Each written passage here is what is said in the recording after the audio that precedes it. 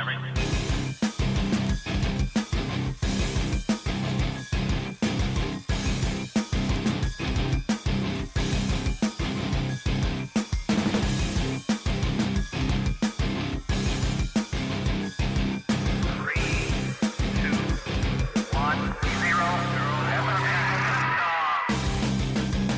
and welcome to Cutting the Ball in the Post-Truth Apocalypse. I'm Ben. As always, I'm hanging out with Mike. Hello. And Claire. Hey. Today we're going to do an anthology of the strange. So this is a mix of stuff that probably wouldn't fill an episode out, but it's still really cool and worth listening to. These little weird tales across time and space, across the ethos of history and time and space. Yeah, you got a bit of everything into this week, I think. But next time you listen to us, we'll be starting our 9/11 series, obviously with it being the 20th anniversary of that. So we're all going to be, I think I'd imagine that every single podcast in the world will be doing exactly the same as us. But if you are a returning listener, please do feel free to listen to our version of it. It'll be a big series. It'll be like our third year in podcasting at this point. Fourth? Wow. 4 years now, yeah. 4 years. So, it's our biggest special. No pressure. Alright, let's thank some new and returning listeners. So, Barcelona in Spain, Karachi in Pakistan, I've been there on Call of Duty, Neuss in Germany, Odenville in Alabama, Leeds in the United Kingdom, Porterville in Missouri, you're back, Krapina in Croatia, Tullamore, Mumbai, India, Cebu City in the Philippines, Durham and Withnell in the United Kingdom, Manila, the Philippines, a lot of Phillies, Sapporo, Japan, Johannesburg in South Africa, Chicago, Illinois, Charleston, South Carolina, Stuttgart in Germany, Doodalanger, that's sweet as fuck. I read that last week, yeah. Yeah, it's still pretty cool though, Doodalanger, Luxembourg, Ashburn, Virginia, Beaverton, Bengaluru in India, welcome back to you. You're always there or thereabouts. Boardman, Oregon, Roseville, California, Reading in the United Kingdom, Guadalajara, Spain, Madrid in Spain, and Atlanta, Georgia. Thank you. Thank you very much. It's all appreciated. It certainly is. Alright, so where should we go with first? Alright. Did you know that for some people the Second World War didn't end? For quite a while. Okay. Because this Japanese soldier kept on fighting nearly 30 years. His name was Lieutenant Onada. That's mad, isn't it? Now, it starts with this guy called Norio Suzuki. He's bored in Japan, so he goes off to the Philippines, determined to find a man that many have presumed had been dead for years. And that man's name was Lieutenant, if we're being British about it, to know the Japanese pronounce it, Lieutenant Hiru Onada, an intelligence officer with the Imperial Japanese Army who'd been sent to the island of Lubang in 1944 to hinder an Allied invasion expected to take place in early 45. So what made Suzuki leave his home and trek through the forests of Lubang in search of this particular Japanese soldier? That's because the year was 1974 and Lieutenant Onada was still stubbornly fighting the Second World War nearly 30 years later. That is dedication. It is. And it gets even weirder. It does, man, because he refuses to believe. Yeah, for 30 years. He keeps thinking that it's a con from the Allies. It's propaganda. To get him to come out and reveal his position and that, and surrender. But you can understand his thinking later on, because we'll get to it anyway. Born on the 19th of March 1922, Hiro Onada grew up in the village of Kamikawa on the island of Honshu, and like many young men eager to see action, he enlisted in the Imperial Japanese Army in 1940, and he was sent to the Nakano School, which is a training facility in Tokyo that specialised in turning out elite commando units. It was here that Onada was taught the art of guerrilla warfare, alongside history, philosophy, covert operations, propaganda and martial arts. I guess it's like samurai school. I mean, obviously the Japanese had like this massive samurai culture, the Bushido, perversion of the samurai code, the Bushido code. This seems like they're training, like, just kicking out samurais at this point. They're teaching them, like, philosophy and that. And probably doing some poetry too. It's pretty cool. I've been watching a documentary on samurai recently. Yeah. Still think a knight could take one down though. I don't. Yeah, well.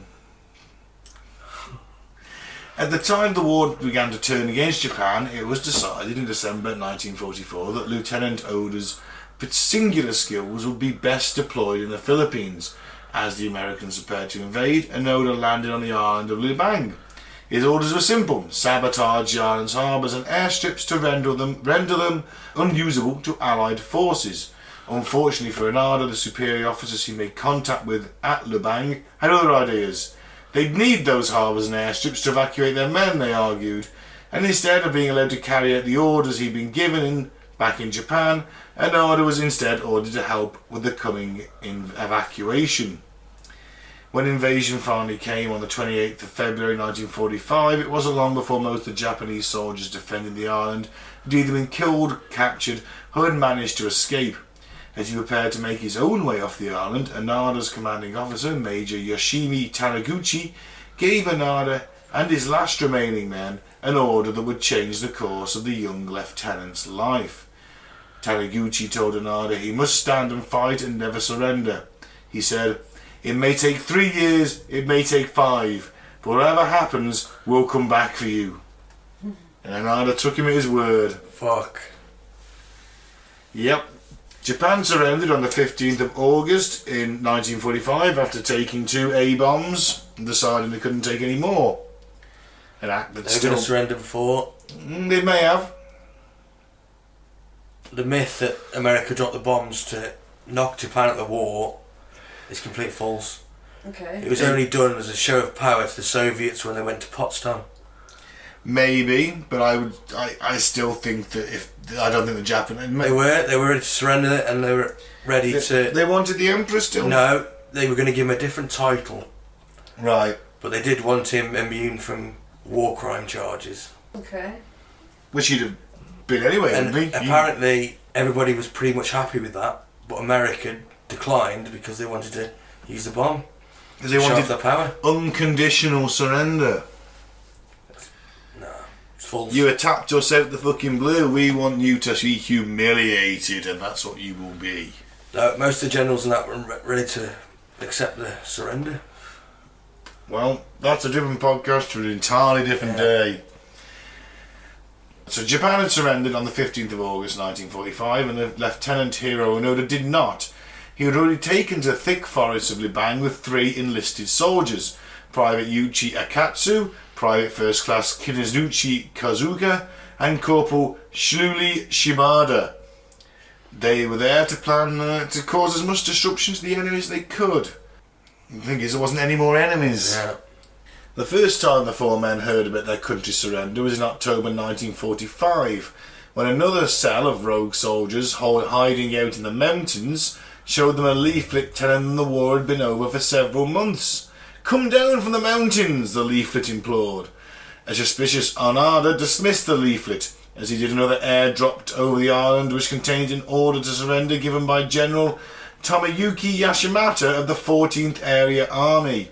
Onoda, who had been trained in propaganda, examined the leaflet carefully and declared it a fake. He had been given his orders, and as far as he was concerned, no American forgery was going to stop him carrying them out. Fucking badass! 30 years I know! in the jungle. Well, living in a Always on cave. edge, yeah, always on edge. 'cause you think, Rambo. yeah. Thing is, I'll get to it later. When he came out, he still had hand grenades, he had a well-working rifle, all his equipment was maintained. He just looked a bit ragged, because if you've been in the same clothes for 30 years, you've got to be, haven't you? It's mental. So began many years of guerrilla warfare against Lubang's civilian population, its local police force, and several Filipino and American search parties sent out to try and find them. The local farmers had little choice but to get used to the idea that a band of Japanese soldiers could suddenly burst out the forest without warning, steal their cattle, burn down their rice silos, set fire to the farms, and even shoot them dead. What a way to live! Yeah. I mean, normally it used to be wild animals poaching your animals. Well, that's you can deal with a fox. Yeah. or a bear, but fully armed soldiers coming in. Okay, there's 4 of them, but 4 trained soldiers coming. You're a farmer, you're dead. They could shoot you there and then, bayonet you, take you off into the woods for some kind of extreme sexual humiliation. Who knows? Who knows? Why aren't these soldiers questioning where other soldiers are? After 30 years. They were given their orders, Claire. That was the orders of the Emperor himself. Or certainly given in his name. But those are the kind of people who want fighting for you. Yeah. They're going to carry on for 30 years in the jungle. Yeah, they refuse to believe it's over. Yeah. The way they get him to believe it's over is fucking so mad, it's unreal. So, increasingly suspicious the war might be over, Akatsu, decided, one of the soldiers with him, decided to break away from the group in September 1949. He spent 6 months in the forest on his own before finally surrendering to the Filipinos in 1950. He was able to give the authorities some information on the group, which led to another airdrop in 1952, where letters and family photos were distributed over the forest. The 3 remaining soldiers phoned the letters and again dismissed them as fakes. For them, every day was World War II, much to the consternation of harassed villagers and the police. The following year, Private Shimada was shot in the leg during a raid on a fishing village. Despite the unclean conditions in which the men lived, Anada was able to nurse his injured comrade back to health. Fucking legend, this guy, isn't he? He's a fucking badass. Claire's just shaking her head in disbelief. Yeah. Unfortunately, it was all for nothing when Shimada was shot dead by a search party sent out to look for the soldiers in 1954. Are they doing shooting the people I'm meant to be looking for? I think it's a search party. Well, it is a search party, but these guys still think World War II's going on and they're going to open up on you. So you've got to have a rifle with you. You've got to be able to defend yourself. To be fair, it's probably just the farmers sending out a search party to kill them. Yeah, Someone's given them the nod to come on. It's time to get rid of these. I've raided this fucking crazies fishing now. village 3 times this fucking year already. Probably. The years rolled on, and in their jungle hideout, surviving on a diet of coconuts, bananas, stolen meat and rice, Anada and Kazuka managed to miss such minor events as the Korean War, the entire career of the Beatles, the Cuban Missile Crisis, the assassination of John F. Kennedy and Martin Luther King, the '64 Tokyo Olympics, the building of the Berlin Wall, the moon landing, most of the Vietnam War. Wow. And as the 60s gave way to the 70s, the increasingly ragged soldiers carried on with their war. Conditions in the jungle were often unbearable, especially in summer when mosquitoes made their lives a misery. Yet they prevailed, determined to carry out orders given to them 25 years before. Wow. In October 1972, a police search party yet again set out to find the soldiers. They encountered them raiding a rice silo, and in the ensuing gun battle, Kazuka was shot twice and killed, and Anada was now totally alone. Did he give up? No. No, he's got his orders. Did he get a football? He did. He called it Wilson Sam. Sam. See, news of Kazuka's death shocked the Japanese authorities. Both soldiers had long been declared dead after the death of Shimada in 1954, and popular consensus suggested it just wasn't simply possible for the 2 remaining soldiers to still be alive all this time. When Kazuka's body was flown back to Japan, it dawned on the authorities that Lieutenant Anada was probably still alive, but how were they going to force him to surrender? I mean, time for 30 years. He's been shooting up villages and the police for 30 years. They haven't killed him yet. Fucking badass, this guy. So, bored with his life in Japan, the adventurer Norio Suzuki became fascinated with this story and sort of wanted to track him down. He made his way to Lubang Island and began his search, and incredibly, on the 20th of February 1974, he found him. Fucking hell, stroke of luck, wasn't it? I guess that Anada knew he was there, saw a fellow Japanese person, was like, alright, what's going on here, kind of thing. Because he'd have known every fucking inch of that jungle along his little routes, wouldn't he? He'd have been there waiting in ambush, knowing someone was tracking. The guy's really an expert tracker at this point. and 30 years in the jungle. Yeah, but you might be getting a bit mental. You've probably got a bit mental, but you're still like paranoid as fuck, but yet incredibly good, aren't you, in that environment? You know the ground, you've won the war. Yeah, you'd be real sharp.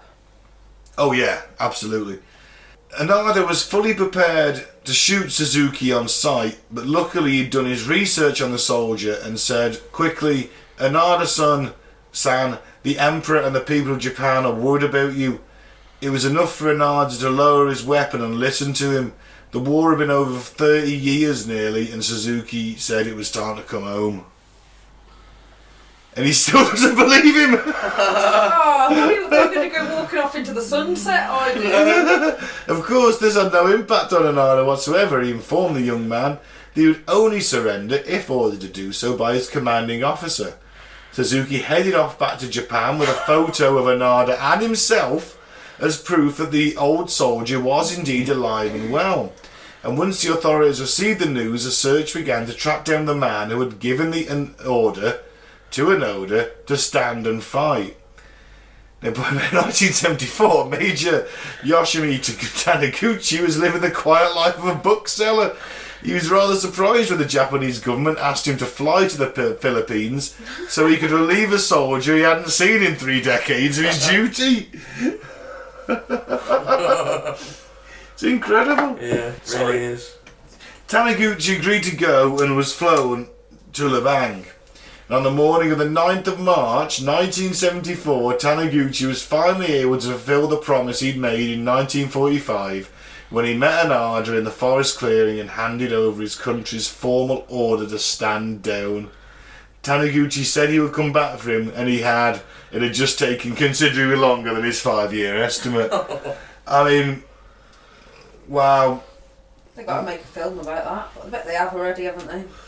There probably is a Japanese film, I'd imagine, and so after 29 years of diligently fighting the Second World War, primarily against the farmers of Lubang Island, Hiru Onada finally surrendered. He handed over his Arisaka Type 99 bolt-action rifle, 500 rounds of ammunition, his knife and his grenades, and his wiry figure, still dressed in his tattered 1940s Japanese Army uniform, boarded a plane to Manila where he presented his sword to President Ferdinand Marcos.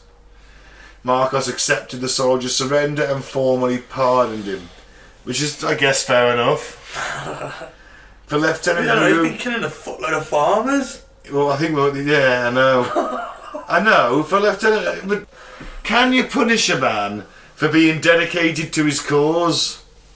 But he's blindly dedicated, isn't he? Yeah. He's stupidly dedicated. He is a fanatic. I think that's the word you're looking at here. Oh, yeah. He's a fanatic, and a lot of the Japanese in the Pacific War shared that mentality. Hence kamikaze pilots.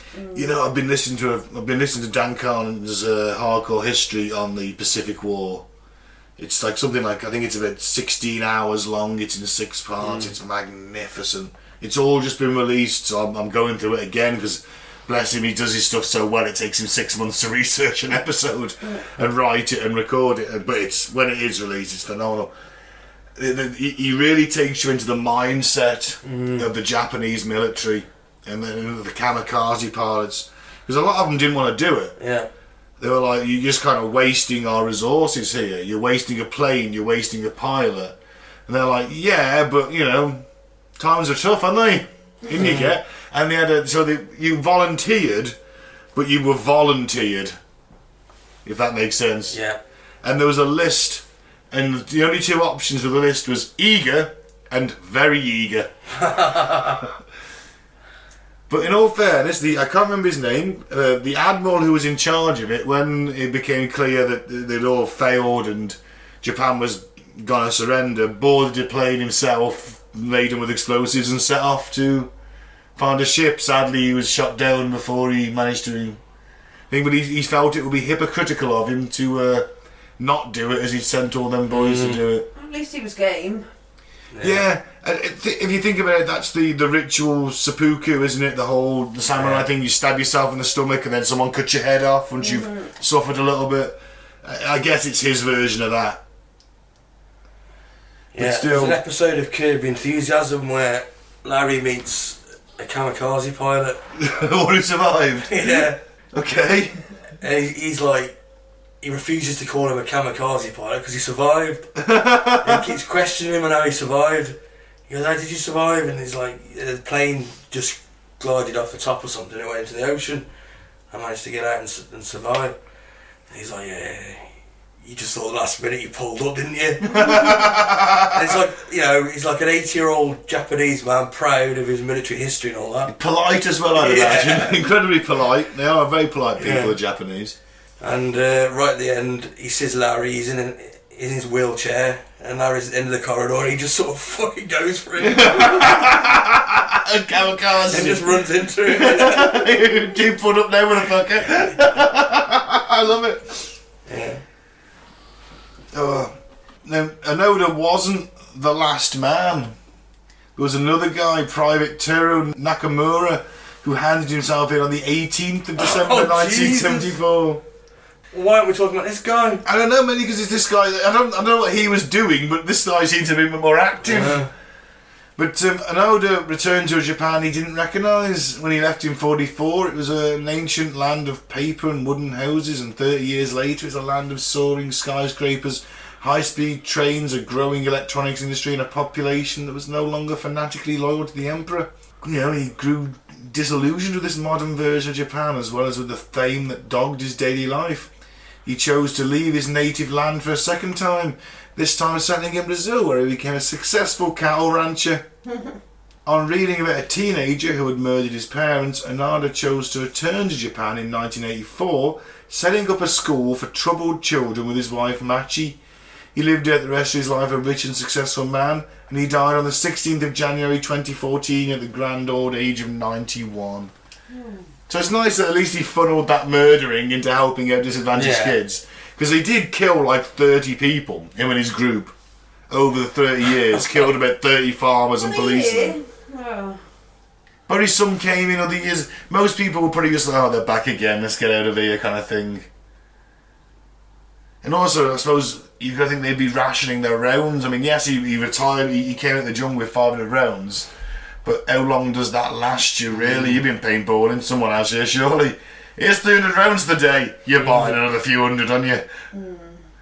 If you were smart, the farmers, they would have like just wore like crosses on them.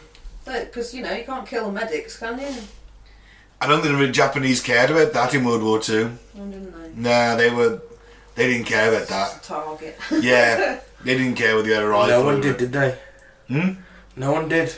The Germans did. Did they? Yeah, the Brits, the Americans. If there was a medic going at the Eastern Front. Medic, do you? You don't shoot a medic. You do if you're Japanese, and you probably do if you're a German shooter. The Russian army didn't really have medics, but you do probably if you're That doesn't surprise me. Nah, That really doesn't. they probably did. They just had stretcher bearers. It wasn't someone like the American or British medics. Yeah, it's like Red Alert, isn't it? It's like the Soviets, they're good, they've got flamethrowers and shit, but they got no medics. Nah, the Allies have medics. It's no vintage retro gaming, that is, Mike. There you go, that's Lieutenant Onoda. Second to last Japanese soldier, but certainly the most badass.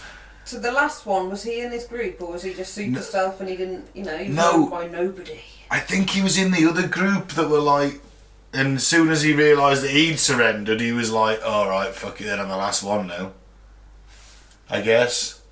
But maybe they hadn't been as active, maybe he'd just been living up in the mountains, making a living for himself, and whereas Onoda and his boys were still raiding fishing villages. That's mad, isn't it? They knew they were there, that was the thing. It's like, oh, gotta be careful. Oh, it's nearly noon. And Japanese soldiers could be here any minute, and just a farmer. Yeah. And the sad thing is, he got back to his country and didn't recognise it. Oh, it's very different. You wouldn't place, after 30 years, would you? Yeah. No, you wouldn't. No, of course you wouldn't. It's mental. I mean, most of Japan was firebombed, or the major cities, or atomic bomb, the two of the cities. He's probably the closest you get to a time traveller. I guess, in a way, yeah, because, I mean, the land, let's say he went to Tokyo, he left from Tokyo in 1944, then the Tokyo he returned to in 1974 with skyscrapers and electronic billboards everywhere and the hustle and bustle of a major modern city. Yeah, he'd be alien to you, wouldn't he? You wouldn't know what the fuck to do. It's effectively time travel from the 40s to 70s. Yeah. It's just some jungle in between. Yeah. Oh man, I hope the first thing he did was just here's some new clothes. Just put these on. This is called a t-shirt. These are jeans. Ah, crazy though. Yep. Alright, what's next then? Oof! Oof! This one's for you, Ben. Oh wow. Well, this is pretty metal. Was ancient China's Yellow Emperor an extraterrestrial being from Alpha Leonis? Why the fuck not? Ancient China's Yellow Emperor is a legendary hero credited with many feats, such as introducing writing and medicine, but despite his contribution to founding the Chinese civilization, there are ancient texts that suggest he wasn't even human at all, but an extraterrestrial being from a star system far away. Yeah! Metal! He's got glowing eyes. Metal, yeah. I hope he has a glowing eyes, that'd be even fucking sweeter. The Yellow Emperor, Huang lived in the 3rd millennium BC, and his rule is traditionally said to have lasted for over 100 years. Okay, so first of all, 3rd millennium BC, that is genius, that is like ancient. That's before the ancient Greeks, who we consider ancient. And life expectancy wasn't that much with the... No. Christ, no. About 30. Yeah, probably. The life expectancy in medieval England was... you've got a good chance of seeing 50 if you make it through childhood. So with 3rd millennium BC, my God, you're probably talking like... I bet he was rating him for 100 years. 35. I don't think he was... Unless he was just replaced by clones or lookalikes. Many inventions are attributed to his genius, including the introduction of wooden houses, the bow and arrow, carts and boats. I don't know if he invented a boat, but...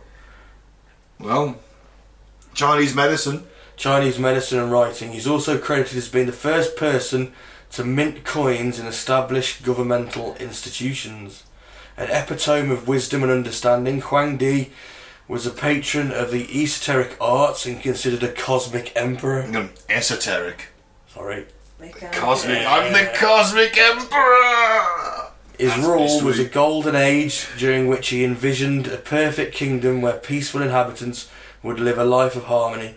For someone from 5000 BC, that's quite progressive. 5000 BC, that doesn't even bear thinking about how long ago that is. That's mental. Said 3000 BC before. Third I think it means 5000 years ago. Yeah, possibly. Either This way. is from UFOholic.com. As So a it's not the best standard of journalism. I think you're doing them a disservice. It is said he had vast astronomical knowledge and even possessed advanced technology such as a cauldron that he would use to enlist the help of a dragon. Sweet. Sometimes this dragon is described as having metallic scales, and the Yellow Emperor could summon it whenever he pointed the cauldron at a star known as Zhuan, I guess. Xuanwan? Astronomers have identified this star as Alpha Leonis, located 79 light years from us in the constellation Leo. Hey, 79 light years at the speed of light is still 79 years. That's doable. What do you mean? Well, if he lives to 100, if he lives to a couple of 100 years, he spent 79 years getting here, he's ruling for 100. That's if he goes at the speed of light, which we know is pretty much impossible. Well, he's an alien. Anything's possible. According to ancient Chinese myths, the same cauldron could store various types of energy for long periods of time and would show moving images of other dragons flying through unfamiliar skies. Another intriguing object belonging to the Yellow Emperor was his magical chariot called Chang Huan. He used it to travel quickly to all corners of his empire, but woe unto him who dared climb aboard without Huang Di's permission. When one of his advisors decided to take it for a spin, he returned the same day, but being many years older than he had left.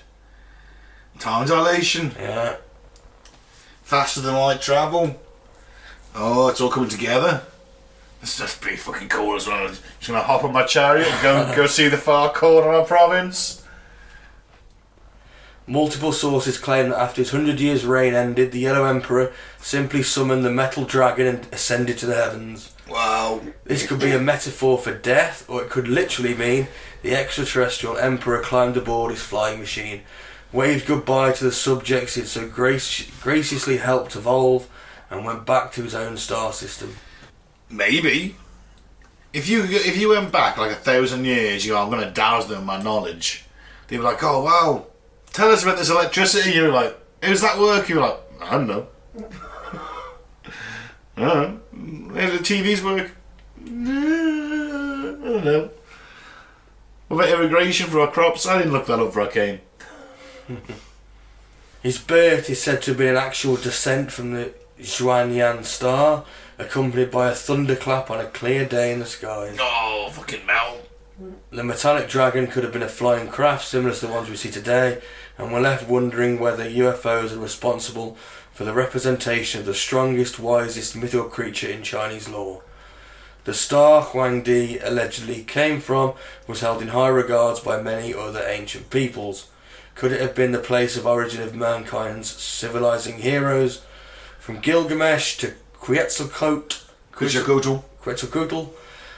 and from Viracocha to Osiris?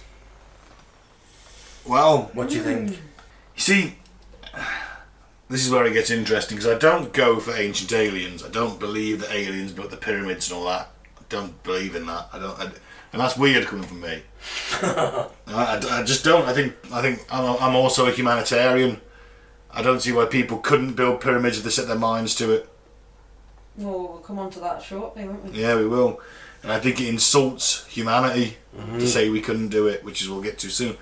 But did some sort of aliens pop down and give us a nudge in the right direction? Maybe. It's a possibility. What if one of them was Alexander the Great? What if one of them was this Yellow Emperor? What if one of them was Gilgamesh or Thor? If they were already flying, they would have given us a little bit more than a boat. Can't rush us too far ahead. If you'd have dropped if you were one of these guys, okay, 3rd millennium China, here's an A-bomb, get on with it. They'd use it. They wouldn't have any of the morals, would they, about the experience? You can't just give a civilization technology that's 100 years ahead because they haven't got the morals to build up with it. You've got to build your morals and ethics up with the tech, which is why the internet was too soon. Well, we haven't done that, have we? No, that's why the internet was too soon. We haven't done that with nukes. Every government says they never use them unless in self-defence, so you got that.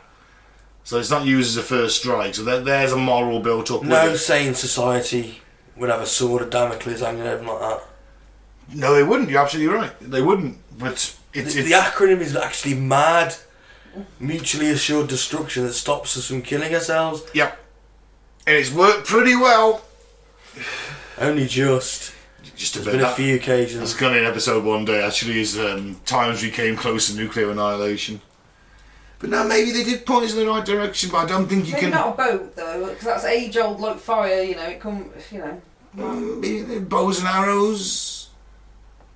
You know, what else was there? Maths, writing... Medicine.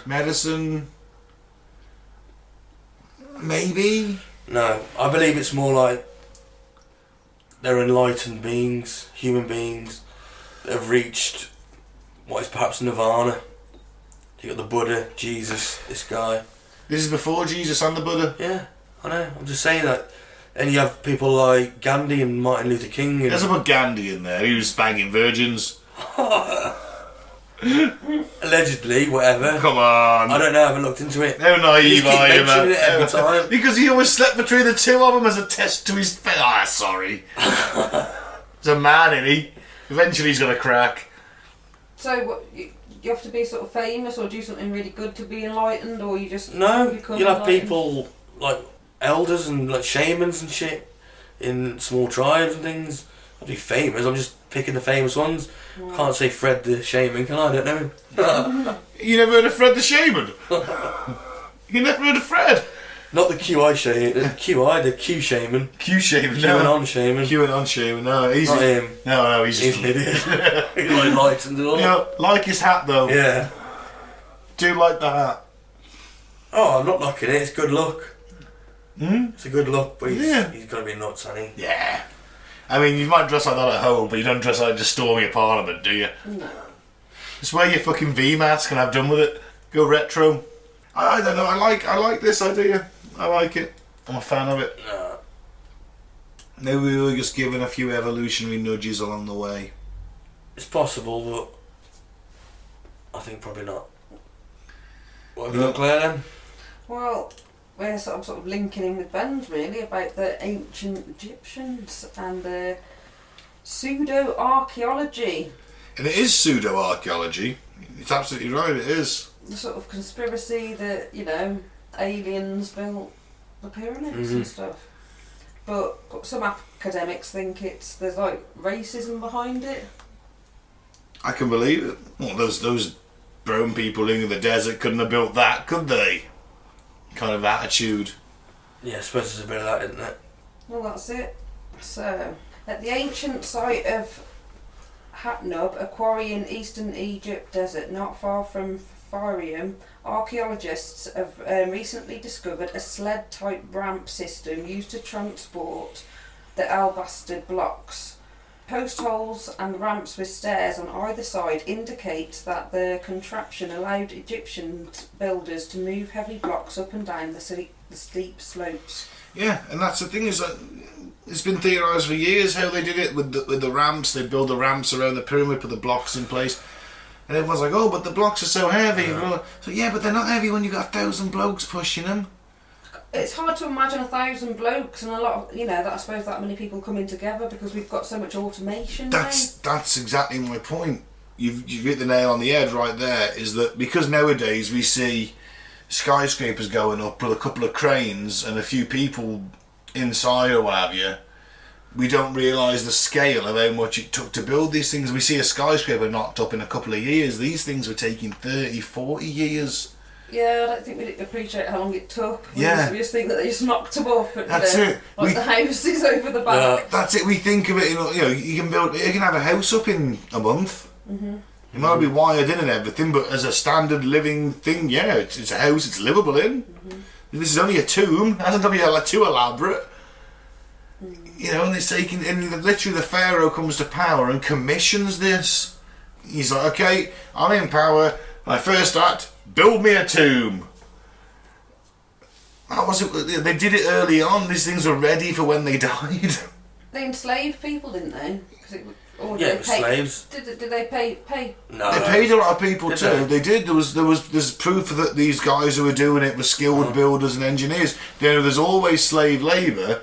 Now, whether how much slave labour that was, or whether it was probably like 95% slave labour. Paid labour, some of it maybe, but still, they'd have had to be fed and watered enough for them to do their jobs. Yeah. They would have probably had decent conditions.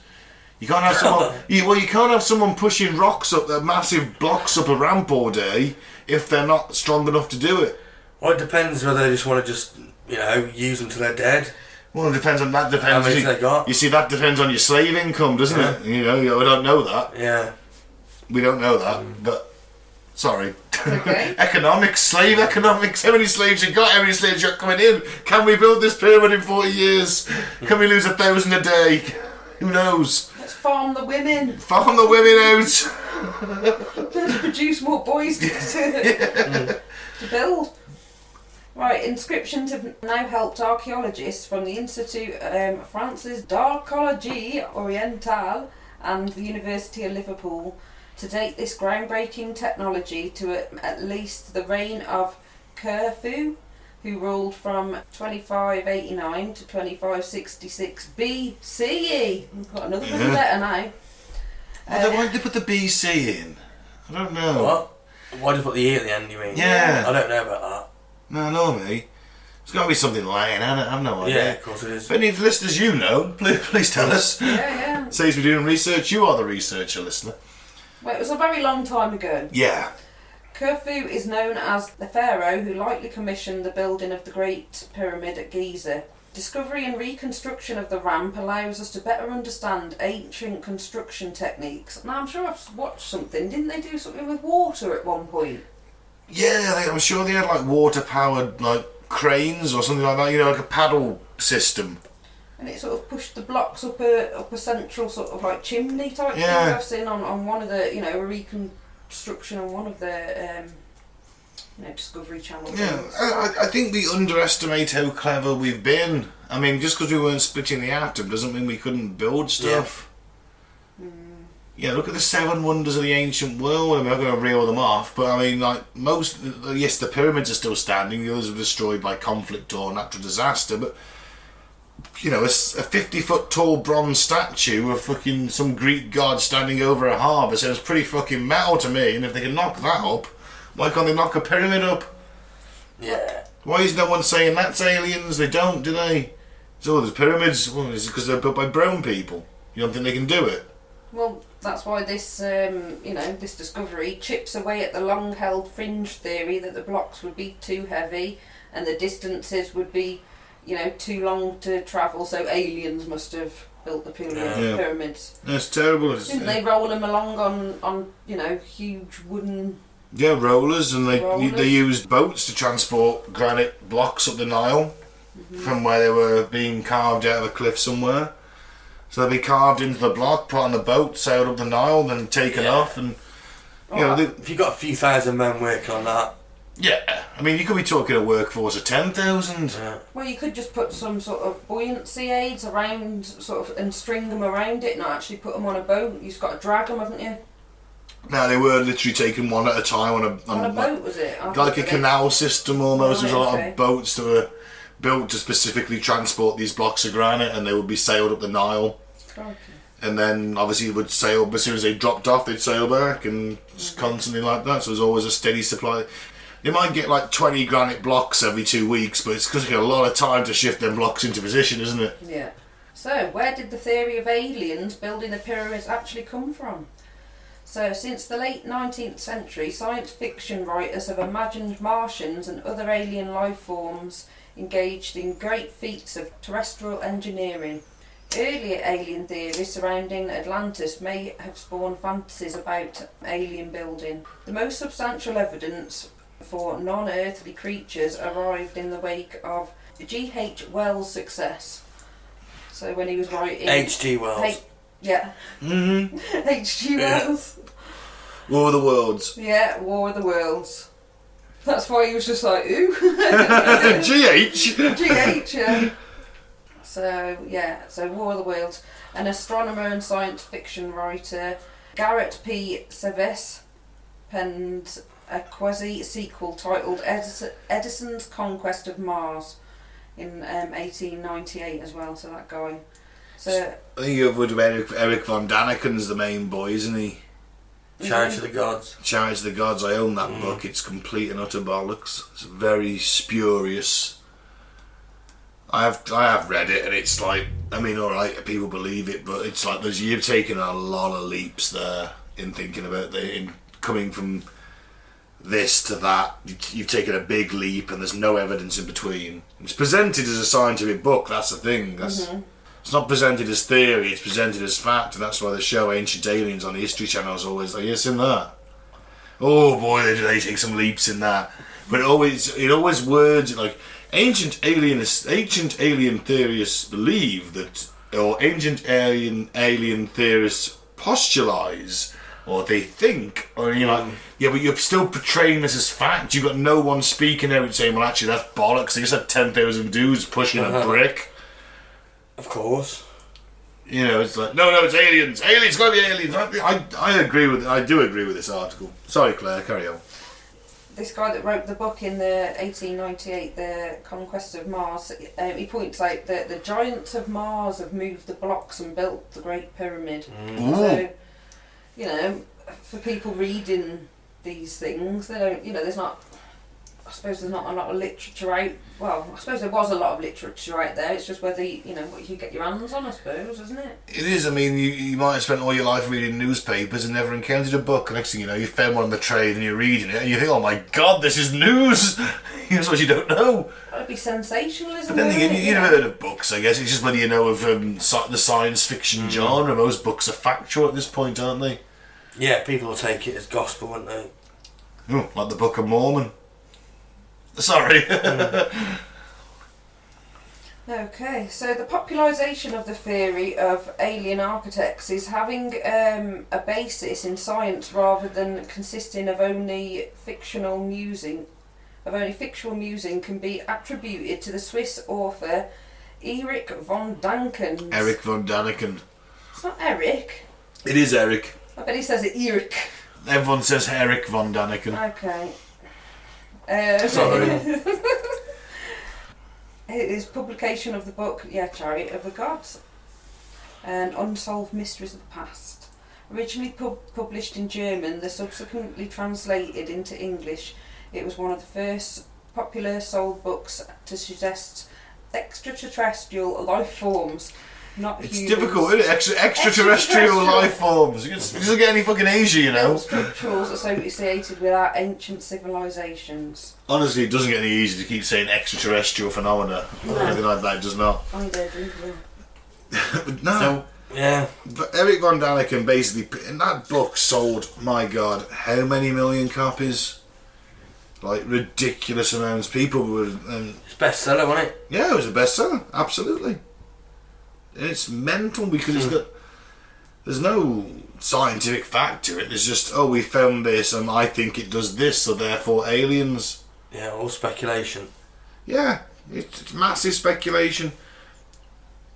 So the questioning of human building projects in Chariots of the Gods remains a bedrock for many within the field of pseudo-archaeology. Far from innocuous, these alien theories undermine the agency, archaeology and the intellect of non-European cultures in Africa and South America, as well as the native peoples in North America, by erasing their achievements. I think there's a point to that. I do. I don't mean to sound woke, because I'm far from woke, but I do think that Machu Picchu's meant to be this immaculately fucking built temple. There's no gap between the blocks. It's all looks like it's laser precision. They're like, oh, well, humans can have done this. They're talking about doing it with like primitive steel tools. It's like, yes, well, you've got some guy doing that fucking job, smoothing that block out for 10 fucking years. That's his job. No. You know, that's he's got two other guys working on it with him. That's what they do. That's the scale of this industry you've got building this thing. It's not 30 blokes, a couple of cranes and a digger. Yeah. It's all being done by hand. And I mean, look at the great cathedrals of Europe. You know, Notre Dame, Westminster. There's quite a few in Germany. All across Europe, these things that took 600, especially Spain. Fuck me, you must have seen a couple of them. If you've ever been to Spain, you can't go far without seeing a cathedral. The carvings, you know, the stone Yeah. carvings, Beautiful, aren't they? they're amazing. Yeah. You can imagine how long it took a guy to just carve one of the gargoyles or something. Well, that's it, and it might not. That guy might have started it, and his son might have finished it, and his son might have carried on working. These things took like 600 years to build. The pyramids were done quickly because they just had the.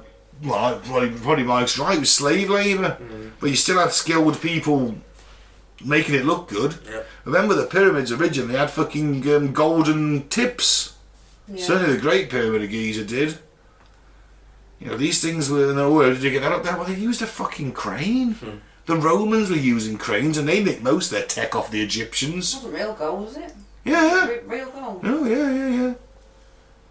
The Great Pyramid did. I don't know about the others. The others certainly had tips to them, but they weren't. I don't know if they were gold or not. I'll research that. I'll look into that. But yeah. So, Yeah, I'm with you on this, Ben, yeah.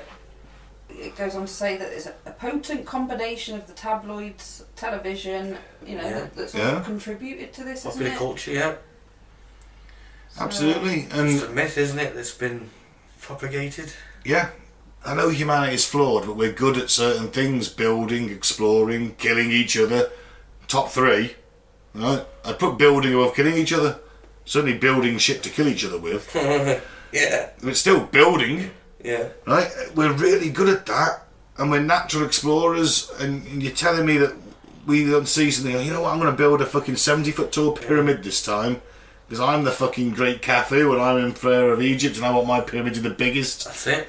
And you go, okay, I want 10,000 slaves, and I want like 13,000 skilled artisans, and I want this to look at the bollocks. You might not even see. see. They have narcissistic psychopaths that lead you inbred as well. They were gods, Mike. They were gods on Earth. Alien gods. Probably, maybe. Who knows? Maybe. There you are. But as for like lifting blocks up with anti-grav stuff and putting it in place, I think that's bollocks. I really do, and I do think, like that article says, I think there is an element of racism there. Thousands of years ahead of where Britain was, where America was, where anyone in Europe. We were running around in caves and furs, and these guys had, stone buildings and systems of power and parliament and government and organised armies and having empires. And you're telling me they can't build a pyramid with enough people? They worked the problem, didn't they? Just like we did. Mm-hmm. Yeah. Yep. Absolutely. Alright, should we end the show on some fucked up facts then? Yeah, kind of jingle. Facts, fucked up facts.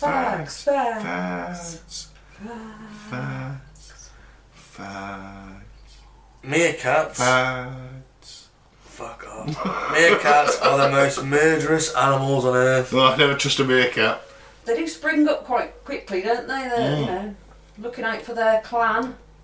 Yeah, are they looking out for their clan, or are they killing their young? No, I think it's the insects that they eat. Yeah. Oh yeah, jump straight all over it. Yeah. You're eating it. I thought they were like killing other clans, or there was like meerkat turf wars. There must be, wasn't that? Maybe that's what it is then. Wasn't there that show on like meerkat gangs, and they followed a couple of them around, and like I said, their fortunes rose and I fell. might have seen that. One had little red bandanas, and the other one had little orange ones. Yeah, that was it. One group got a bunch of pistols, and then the other group we got really lucky and raided a DAA warehouse and got a bunch of M16s. It was game over. Game over for the orange-head-batted meerkats. Yeah, it's a shame. Some really built up some strong flaw with the characters and some development. Yeah. Dave was going to get out of all that. He wasn't interested anymore, but he was gunned down on his last day. Yeah. Yeah, poor Dave. The gene that makes small dogs small also appears to make them more feisty. I can believe it. Yeah, for definite. My Frenchie. Both your Frenchies. Oh, Stella's not too bad, is she? No, Stella's yeah, bullshit. She has to go up to another dog and put her paw on its back to assert dominance. No way. She doesn't tend to do it with big dogs, but smaller dogs, and if they don't bow, oh dear, you're getting, a little underbite in your face when she can't even bite you. My Max is 10.5 stone. He's a Dog de Bordeaux cross Rottweiler, and yeah, the amount of little dogs that I get hassling me while he's just like slinking by my side, trotting on. He gets more excited when bigger dogs I go at, and the little ones, he's just like, oh, fuck that. Most of the bacteria found during a recent study of the microbiome of the London Underground were previously unknown to science. Oh, that's creepy, that's weird.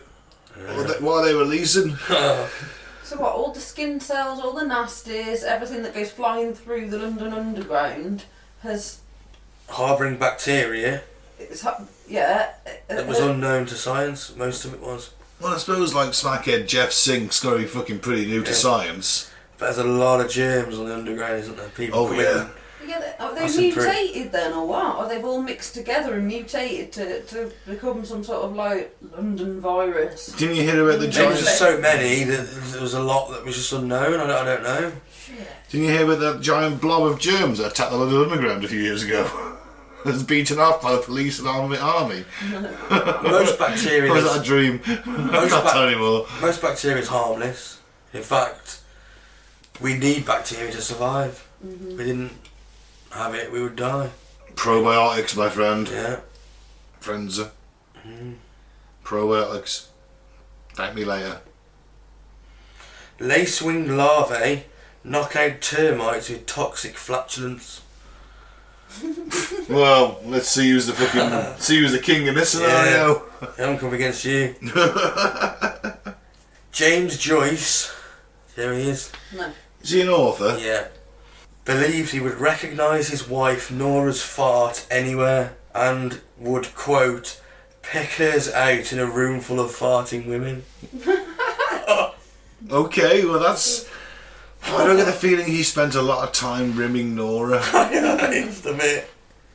Well, that many guffs in the face. Yeah, there's something going on with that in their private life, the fact that he can pick at their farts. Oh, she just had really bad flatulence all the time. Maybe, I mean there probably was a very heavy cabbage-based diet at the time, I'd imagine. What year was this? James Joyce? Did it say? No, it doesn't. No, either way. We're revealing our ignorance for not knowing. Yeah. As I always, listen to the other researcher. You can find out. But either way, maybe his wife just had really bad flatulence, or maybe there was something kinky going on with that. Well, maybe she had, like, you know, just a really unique sound pop. Possibly. Maybe. According to the UK Deed Poll Service, every week at least one person requests Danger as a middle name. Oh, why the fuck not? And if my last name was Zone, I'd be fucking loving it.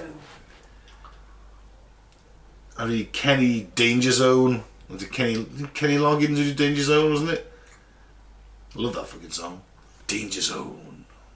I thought Danger was your middle name. Yeah, but I'd be like Kenny Danger Zone. Oh, not Ben. No, you could be Kenny from now on. Kenny Danger Zone. You can change your back after 30 days, it's not a problem really. He's going to go your bank card's changed. It's just 30 quid. In fact, I'm going to change my name to Kenny Danger Zone. Almost 1.69 million Britons have 3 or more nipples. Yeah. Wow. That's 1 in 60, isn't it? 1 in 50. What was it again? 1.69 million. 1.69 million, yes, it's roughly 1 in 60, roughly-ish. Well, 1 in 50, yeah, you probably got close to that. 1 in 60 people are freaks. After the witch trials, that's abstraction. You got a third nipple, and it's like, yeah, so 1 in 60 of us, shut up, freak! I've only ever seen one person with 3 nipples. Scaramanga. One of the best Roger Moore film, in my opinion, The Man with the Golden Gun. I read an article today, right, where this woman had started lactating out of her armpit. She just had a kid. Yeah. And she was breastfeeding, and she was like, I got this lump under my armpit, and if I squeeze it, this stuff comes out, and it was milk. No way. Yeah. She didn't even know. She said apparently during pregnancy, too much milk's produced. Sometimes the gland will spread around under your armpit. Cool. That's like a really rare condition, but it can happen apparently. And she was lactated under her armpit. Maybe if there was a third nipple there she didn't know about. Yeah. The gland could have been connected maybe, I don't know, but yeah. If an election in New Mexico is tied, the 2 candidates play a single hand of poker as a tiebreaker. Love it. That's great. That is ace, I love that. If that's state law, that should be applauded. What about this federal law? It is against US federal law to correspond with a pirate. Ah, well that's me, I can't go to America. Does internet piracy count as corresponding with a pirate? I guess so. Oh, bugger. I was sitting there filling out the green card on the way into New York, JFK Airport in New York. Have you ever corresponded with a pirate? He's like, LimeWire. Pirate Bay. I was thinking Pirate Bay. Oh, bugger. Speaking of Pirate Bay movies, does anyone know why there is a disclaimer in every film that says any similarity to actual persons living or dead or actual events is purely coincidental? I'm gonna guess it's so that, let's say they did a World War II movie and some hero like shot up a load of Nazis like in cold blood. They could say even though he's got the same name, it's like it's not him. This is a fictionalized account. You're so fucking close. So they can't be sued, basically. Yeah. You're so close. It is a murderer. Yeah. But it's a bit earlier than World War II. 1933. Rasputin's murderer. Oh man, what was his name? He's Baron. I don't know. But he sued MGM for libel in inaccurately depicting the events that led to Rasputin's death. Oh. So a murderer sued the movie company They get the details wrong. Well, there was a group of 6 with Rasputin, and he's going to be in episode one day.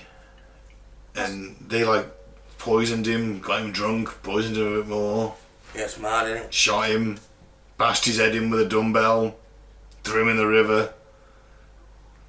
Yeah, he was pretty dead when he hit the water, to be fair, but then this myth grew up there.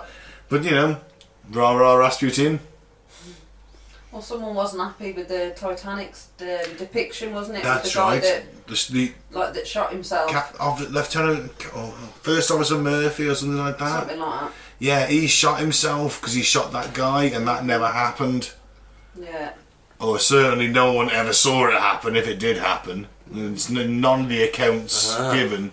And they were like, hang on, he didn't do that. And James Cameron, who produced it, kind of sucked them off in the media for a little bit and said, sorry, it was all for theatrics. So yeah. I bet it got a bit crazy on the Titanic at them last, Oh yeah.